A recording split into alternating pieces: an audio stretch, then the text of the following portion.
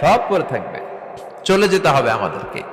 এজন্য আখিরাতের কথা যেন আমাদের স্মরণ হয়। বিশ্বনবী বলতেন, নাহাইতুকুমান জিয়ারাতিল কবুর, আমি তোমাদেরকে কবর জিয়ারত করতে আগে নিষেধ করতাম, কিন্তু এখন নিষেধাজ্ঞা প্রত্যাহার করে নিলাম।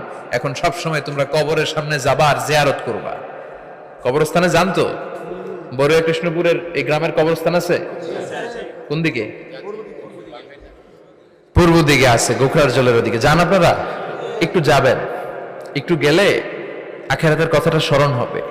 ওখানে ছোট শিশুরা শুয়ে আছে, কিশোর যুবকরা আছে, আপনার মতো তাগড়া যুবক মুরব্বীরা আছে। এরা এই এলাকায় থাকতো, এরা আকাশ থেকে নেমে আসে না, এই এলাকার সন্তান আজ নাই। একটা সার্টেন পিরিয়ড শেষে আপনিও থাকবেন না। This is the nature of life, this is the circle of life. ছোট্ট শিশু হয়ে এসেছিলেন, শৈশব, কৈশোর, যৌবন, প্রৌঢ়ত্ব। আগে ছিলেন সিঙ্গেল, বিয়ে করে হয়ে গেলেন ডবল। এরপরে আল্লাহ আপনাকে একটা মেয়ে দিল, এরপরে মেয়েকে বিয়ে দিয়ে শ্বশুর হলেন, এরপরে ওই মেয়ের ঘরে সন্তান হতে নানা হলেন। আর কতদিন? অনেক দিন হলো তো, অনেক লম্বা সময় পেয়েছেন আপনি। Think about death. এবার যাওয়ার কথা ভাবেন, আখিরাতের সামানের কথা ভাবেন, ফিরে যেতে হবে। কি শক্তিশালী যুবক, বার্ধক্য চলে আসলে লাঠি ছাড়া চলতে পারে না। কুচকুচে কালো দাড়ি সাদা হয়ে যায়, দাড়ির শুভ্রতা, বয়সের ভার, রং ধরা যৌবন জং ধরে শেষ, ঠিক কিনা? This is the circle of life. যুবক ভাইরা, এটাই জীবন, চলে যেতে হবে, কেউ থাকতে পারবে না, ঠিক কিনা? এটা রিমাইন্ডার আল্লাহ এই সূরার ভেতরে দিয়েছেন যে তোমাদেরকে ফিরে যেতে হবে। এই লোভ লালসা ছেড়ে দাও। রব্বুল আলামিন বলেন, আলহাকুমুত তাকাসুর হাত্তা যুরতুমুল মাকাবির। ও গোলাম, দুনিয়ার সম্পদ, লোভ লালসা তোদেরকে পাগল বানিয়ে দিয়েছে। এই লোভ পাগলামি কোনোদিন তোদের থামবে না যতদিন না তোরা কবরে ঢুকবি, ঠিক কিনা? কার কথা? আল্লাহ বললেন, দুনিয়ার সম্পদ আর লোভ আর মোহে তোমরা গাফেল হয়ে গিয়েছো। আখিরাতের কথা বেমালুম তোমরা ভুলে গিয়েছো। কিন্তু আখিরাতে তোমাদের যেতেই হবে, কবরের বাড়িতে তোমাদের ঢুকতেই হবে, ঠিক কিনা? যেতেই হবে। আমরা ভুলে যাই।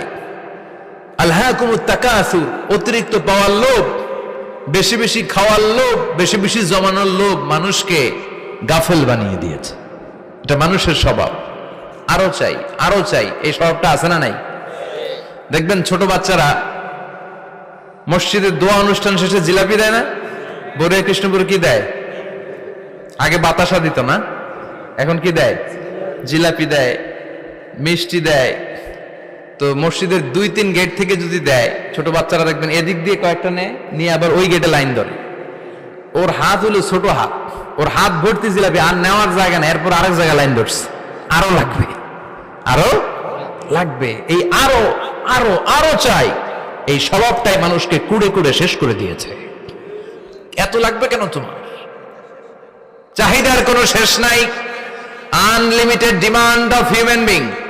যার আছে বেশি তার চাই বেশি।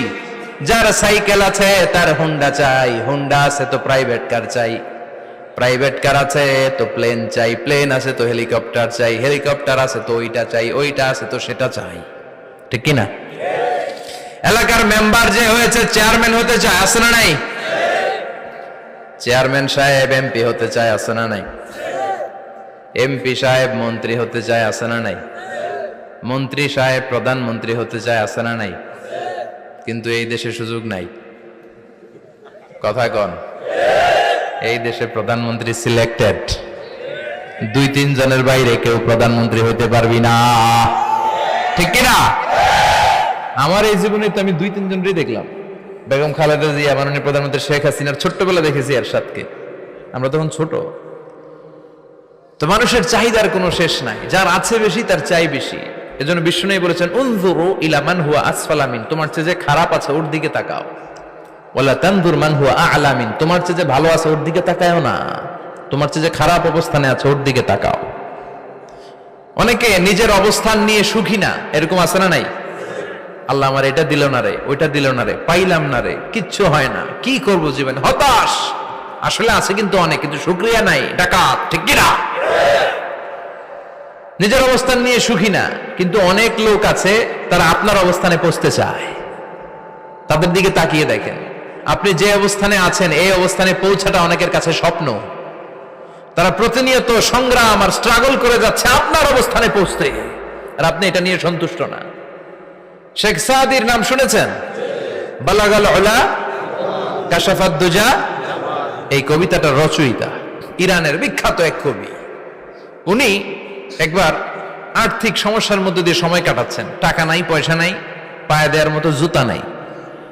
উনি খুব দুঃখ পেলেন, হায় রে, আমি ইরানের এত বড় কবি, আমার পায়ে দেওয়ার মতো জুতা নাই। দুঃখ ভরা মন নিয়ে রাস্তায় হাঁটতে বেরোলেন। হাঁটতে হাঁটতে হঠাৎ দেখলেন একটা লোক শুয়ে শুয়ে কাঁদছে, ওই লোকটার দুইটা পাই নাই, পাই নাই। উনি সেজদায় পড়ে গেলেন, আল্লাহর কাছে ক্ষমা চাইলেন, আল্লাহ অনেক দিয়েছ, শুকর আলহামদুলিল্লাহ। এজন্য যেই পরিস্থিতিতেই থাকি না কেন আমরা কি পড়বো? জোরে বলেন, কি পড়বো? এজন্য আল কানাতু মিনাল ইসলাম, অল্পে তুষ্ট থাকার নাম হলো ইসলাম। সম্পদ লাগবে কিন্তু সম্পদের পাহাড় লাগবে না, ঠিক কি না? অল্প খান, অল্প পড়েন, অল্প জামান, অল্পের ভেতরে বরকত ঢুকাইয়া দিছে কে? দেখবেন যাদের সম্পদ অল্প তারা সুখী বেশি। জরিপে এটা দেখা গিয়েছে, অনেক সার্ভেতে এটা এসেছে, যারা সম্পদশালী এরা দুঃখী বেশি, এদের দুঃখ বেশি, টেনশন বেশি। খুব স্বাভাবিক, টাকা যার বেশি রোগ তার বেশি, টাকা যার বেশি টেনশন তার বেশি, টাকা যার বেশি ঘরে শান্তি তার কম।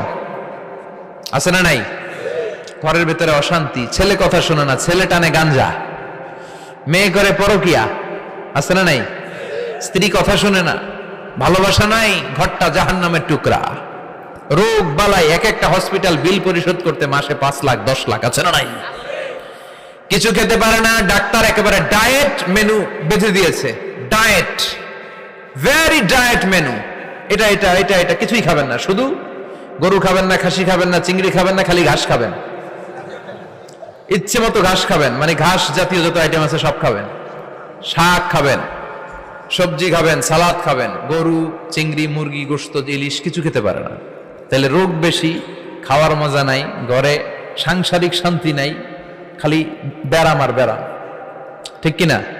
কিন্তু সম্পদের পাহাড় ঘটেছে। আর অল্প যারা খায়, অল্প পড়ে, রিক্সাওয়ালা, কুলিওয়ালা, অল্প বেতনের চাকরি, কিন্তু হক হালালি মেনে চলে, দেখবেন শান্তি আছে অনেক। হ্যাঁ, বাসা ভাড়া দেয়, ফ্যামিলি চালায়, বাচ্চাদের স্কুল বিল, এরপরও মাস শেষে 1-2 হাজার টাকা হাতে থেকে যায়।